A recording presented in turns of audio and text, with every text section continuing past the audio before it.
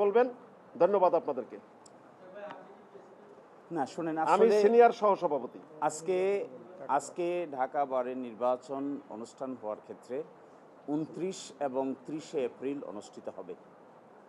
এর মধ্যে এখানে যারা উপস্থিত আছেন তারা সবুজ প্যানেলের সভাপতি প্রার্থী আছেন, সেক্রেটারি প্রার্থী আছেন, সিনিয়র ভাইস প্রেসিডেন্ট প্রার্থী আছেন, ট্রেজারার প্রার্থী আছেন এবং অন্যান্য সকলেই এখানে হাজির আছেন পূর্ণাঙ্গ প্যানেলের।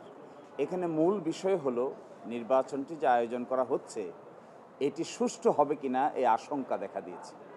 এর পিছনে কারণ হলো নির্বাচন কমিশন গঠিত হয় যে প্রক্রিয়ায়, তার মধ্যে এতদিন ধরে প্রথাগতভাবে প্রচলিত যে একজন প্রধান হবেন আর 10 জন হবেন তার সহকারী, এর বাইরে থাকবেন আরও 100 জন।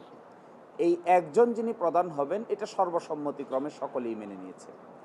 এরপরে যে 10 জন হবেন, নিয়ম হলো 5 জন হবে এক প্যানেল থেকে আর 5 জন হবে বিবাদমান আরেকটা প্যানেল থেকে।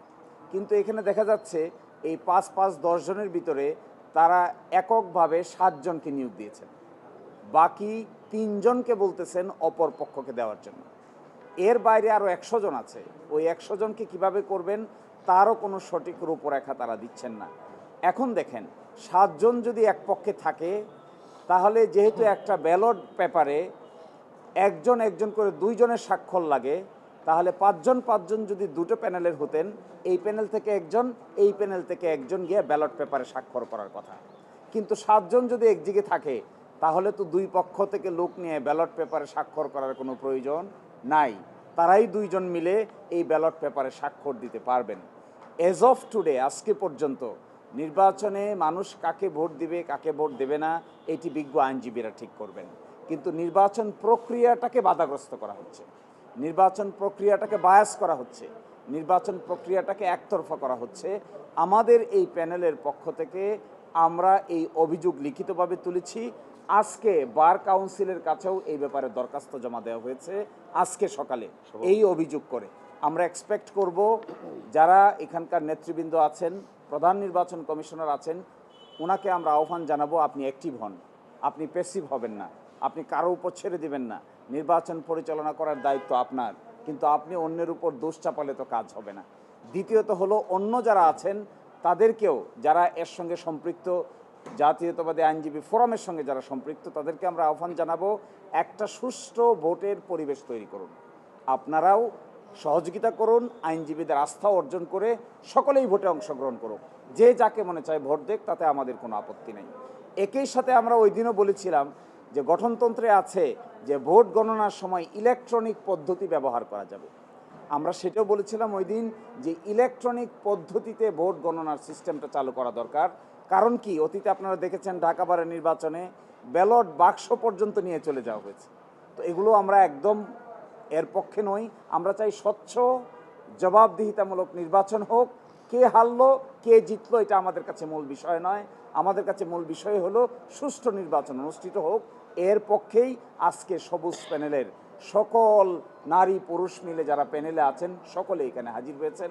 আমি এইবার সংক্ষিপ্ত আকারে এই প্যানেলের যিনি সভাপতি জনাব কামালউদ্দিন সাহেবকে, এস.এম. কামালউদ্দিন সাহেবকে, সভাপতি প্রার্থী যিনি আছেন সবুজ প্যানেলের, তাকে সংক্ষিপ্ত আকারে এই ব্যাপারে কিছু বলার জন্য বিনীত অনুরোধ জানাই। সবুজ প্যানেল থেকে আমার সেক্রেটারি সহ আমাদের এই প্যানেলের সকলেই এখানে আপনাদের সামনে হাজির আছেন, উপস্থিত আছেন। হ্যাঁ, আমরা আমাদের বক্তব্য খুবই স্পষ্ট। এখানে বক্তব্য যেটা দেওয়া হয়েছে, আমরা বারবার আমি নির্বাচন কমিশন সহ ওনাদের দৃষ্টি আকর্ষণ করার চেষ্টা করেছি। আমরা যখনই ভোটের কাজ করতে যাই তখন সাধারণ লয়ারদের মধ্যে একটা আতঙ্ক কাজ করতেছে। সে আতঙ্ক হচ্ছে আমরা ভোট দিতে পারবো কি না। আমরা বারবার এই বিষয়টা নিশ্চিত করার চেষ্টা করতেছি যে আমরা সকলে মিলে বারের আমাদের যে ঐতিহ্য আছে দীর্ঘদিনের, আমরা এটাকে সমুন্নত রাখতে চাই এবং শান্তিপূর্ণ পরিবেশে আমরা এই ভোট আগামী 29 এবং 30 তারিখে নারী পুরুষ সকল ভোটার আমাদের লয়াররা যাতে ভোট দিতে পারে সেই পরিবেশ তৈরি করার জন্য আমরা সর্বাত্মকভাবে আমরা সহযোগিতা করছি। এখানে যে কথাগুলো বলা হয়েছে এটা আসলে আমরা লিখিতভাবেও জানিয়েছি প্রধান নির্বাচন কমিশনারকে।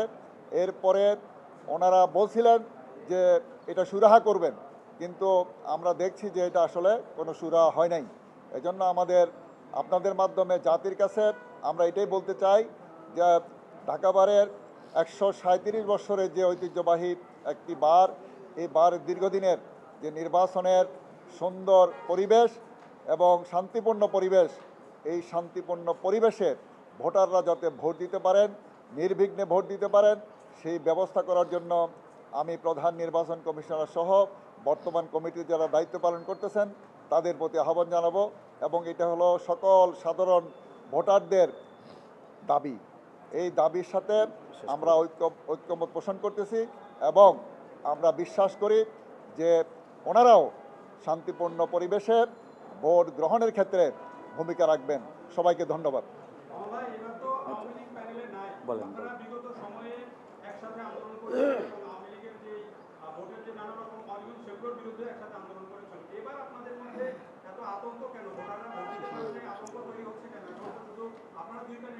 হ্যাঁ, ধরুন এখানে আসলে মূল বিষয়টা হলো নির্বাচন পরিচালনার ক্ষেত্রে স্বচ্ছতা এবং জবাবদিহিতা। এই স্বচ্ছতা এবং জবাবদিহিতার জায়গাটা আমরা সঠিকভাবে দেখতে পাচ্ছি না, এই জন্যই এই আতঙ্কের পরিবেশ তৈরি হয়েছে। এমন যদি হতো যে পাঁচজন দুই প্যানেলে বিভক্ত হতেন অতীতে যেভাবে হয়েছে, তাহলে এই ধরনের আতঙ্ক তৈরির কোনো প্রশ্নই আসতো না।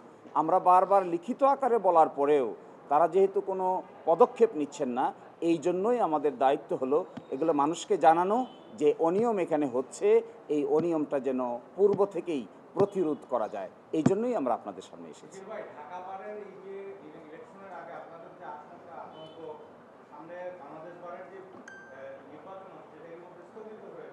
বার কাউন্সিল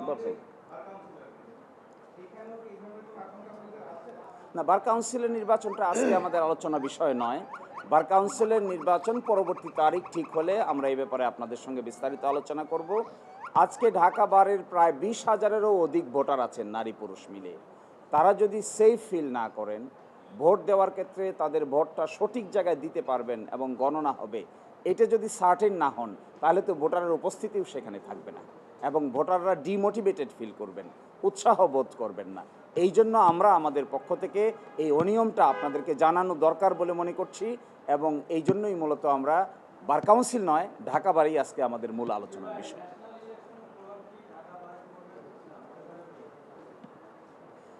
না, দেখুন, ন্যাশনাল বারের প্রভাব পড়া, ন্যাশনাল ইলেকশনের প্রভাব পড়া না পড়ার প্রশ্ন জনগণ বা ওইখানকার বিজ্ঞ আইনজীবীরা যেটা সিদ্ধান্ত নেবেন এটাই হবে। এটা কার পক্ষে যাবে কার বিপক্ষে যাবে এটা নিয়ে আমরা কনসার্ন না। আমরা কনসার্ন হলো স্বচ্ছতা এবং জবাবদিহিতার পার্ট নিয়ে।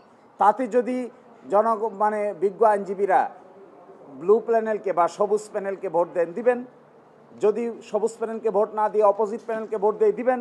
কিন্তু ভোট হওয়ার আগেই ইলেকশন সিস্টেমে একটা মেকানিজম করার যে আগ্রহ কিংবা দৃষ্টিভঙ্গি দেখা যাচ্ছে, লক্ষণ দেখা যাচ্ছে, আমরা মনে করি এই পরিবেশে ভোট হওয়া এবং ভোট গণনা করা দুইটাই অন্তত রিস্কি ব্যাপার।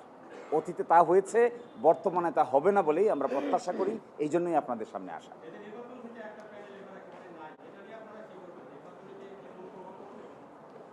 দেখুন, নির্বাচনে যদি কোনো একটা প্যানেল না থাকে, তাহলে যারা আছেন, বিজ্ঞ সদস্যরা আছেন, তারা তাদের পছন্দ মতো যারা নির্বাচনে দাঁড়াচ্ছেন তাদেরকে ভোট দেবেন। এবং দ্বিতীয় তৃতীয় যদি কেউ কম্পিট না করেন, সেই কম্পিটিশন যারা করেন নাই তাদেরকে তো আর ভোট দেওয়ার স্কোপ নাই। যাদের ব্যালট থাকবে তাদের মধ্য থেকেই ভোট দিতে হবে। তো আমরা এক্সপেক্ট করি যেভাবে নির্বাচনটা আয়োজন হয়েছে এটা স্বচ্ছতার সহিত হোক না কেন। এবং আমরা এটাও শুনেছি যে ওই বারের নির্বাচনে 9 জন স্বতন্ত্র প্রার্থীও দাঁড়িয়েছেন। তাহলে তাদেরও তো পক্ষে ভোট পাওয়ার অধিকার তাদের আছে, জনগণও তাদেরকে ভোট দিতে পারে, অসুবিধা নাই, যাকে মনে চায় তাকে ভোট দিবে। কিন্তু সেখানে ইলেকশন কমিশনে অধিক সংখ্যক সদস্য রেখে ফলাফলকে নিজের মতো করে চেঞ্জ করার মেকানিজমটাকে আমরা কোনোভাবেই মেনে নিতে প্রস্তুত নই।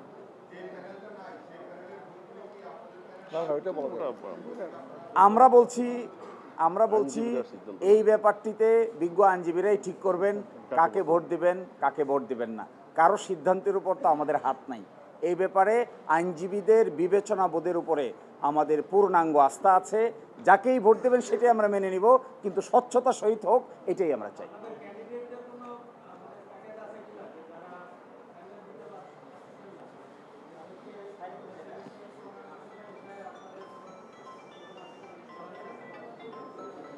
বুঝতে পারছেন?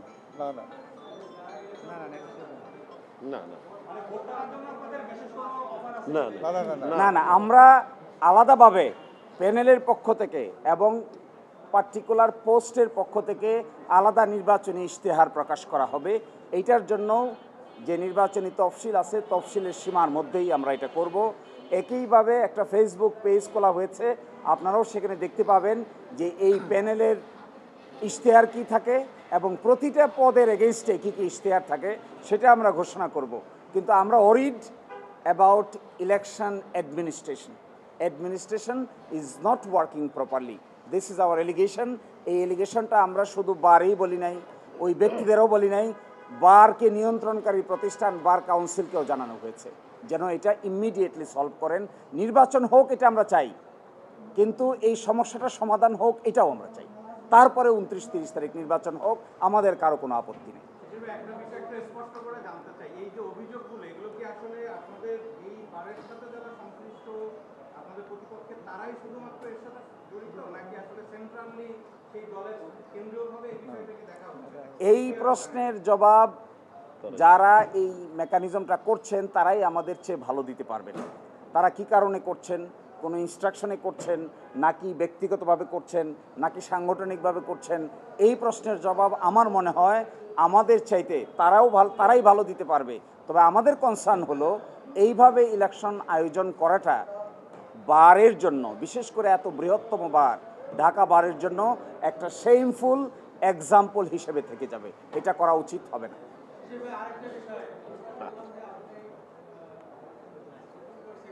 এটা সেপারেট, এটা এখনকার সাবজেক্ট ম্যাটার না। We will talk this issue later, very shortly later. জি, সবাইকে ধন্যবাদ।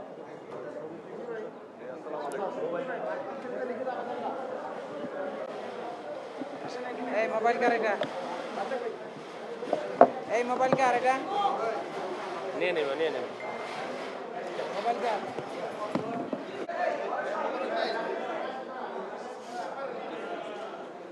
এভাবে না, একটু সুন্দর